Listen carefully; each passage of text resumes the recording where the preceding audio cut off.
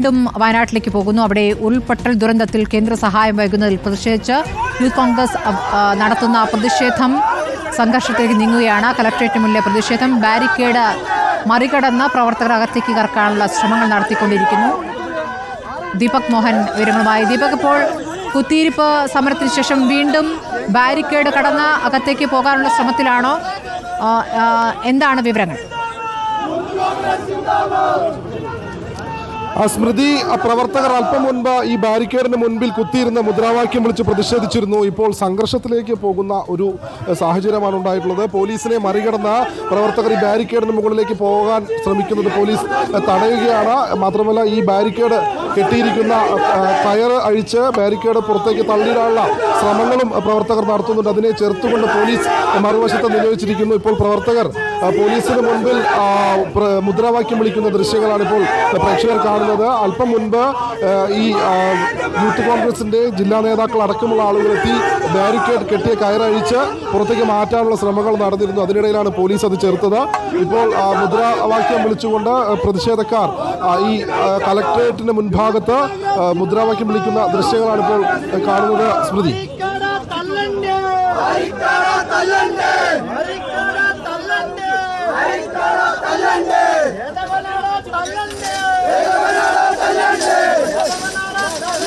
കളക്ട്രേറ്റിന് മുന്നിൽ ബാരിക്കേഡ് മറിച്ചിടാൻ ശ്രമിക്കുകയാണ് യൂത്ത് കോൺഗ്രസ് പ്രവർത്തകർ.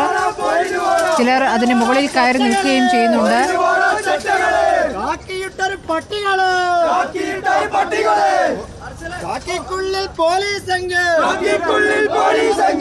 വയനാട് MP കേരളത്തിലെത്തിയ ദിവസം തന്നെയാണ് യൂത്ത് കോൺഗ്രസ് പ്രതിഷേധം ശക്തമാക്കിയിരിക്കുന്നത് എന്നുള്ളതാണ്.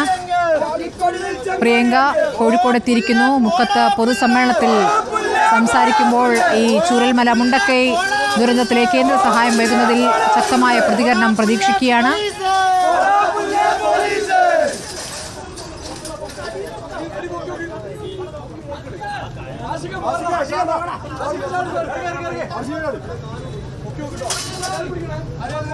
സ്ഥലത്തേക്ക് കൂടുതൽ പോലീസും എത്തിയിട്ടുണ്ട്. സംഘർഷം സാഹചര്യം കണക്കിലെടുത്ത് ബാരിക്കേഡിന് മുകളിൽ കയറിയ പ്രവർത്തകൻ താഴേക്ക് ചാടിയിരിക്കുന്നു.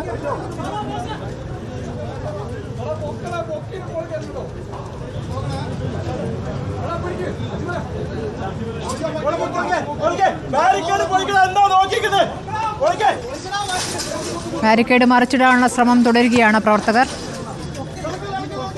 ദീപക്, ഇപ്പോൾ ജില്ലയിലെ യൂത്ത് കോൺഗ്രസ് നേതാക്കൾ തന്നെയാണോ നേതൃത്വം വഹിക്കുന്നത്?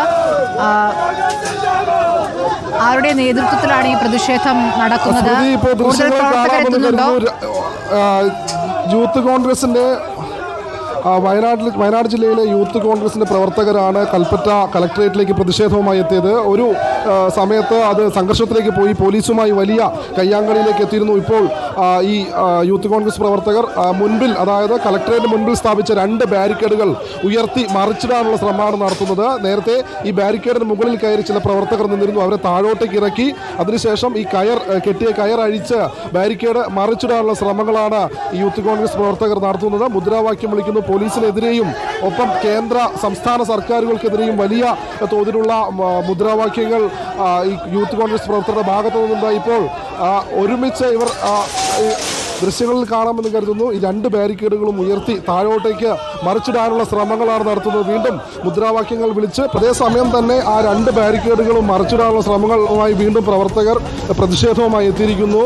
യൂത്ത് കോൺഗ്രസിന്റെ വയനാട് ജില്ലയിലെ പ്രവർത്തകരാണ് ഈ സിവിൽ സ്റ്റേഷന് മുൻപിൽ സ്ഥാപിച്ച ബാരിക്കേഡുകൾ മറിച്ചിടാൻ ശ്രമിക്കുന്നതിനിടെ ഒരു പ്രവർത്തകന് പരിക്കേറ്റത്. അദ്ദേഹത്തിൻ്റെ തല പൊട്ടി രക്തം വാർന്നൊഴുകുന്നു. ആ സമയത്താണ് അദ്ദേഹത്തെ ആശുപത്രിയിലേക്ക് മാറ്റുന്നത്.